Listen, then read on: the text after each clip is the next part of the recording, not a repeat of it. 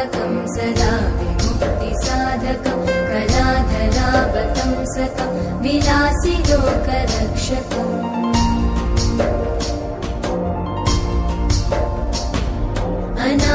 अनायकैकनायकं विनाशिते भदैत्यकं नताशुभाशुनाशकं नमामि तं विनायकम्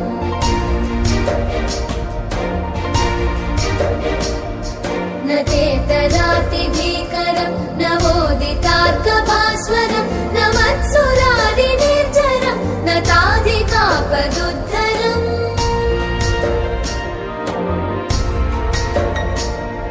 सुरेश्वरं निधीश्वरं गजेश्वरं गणेश्वरं महेश्वरं तमाश्रये परात्परं निरन्तरम्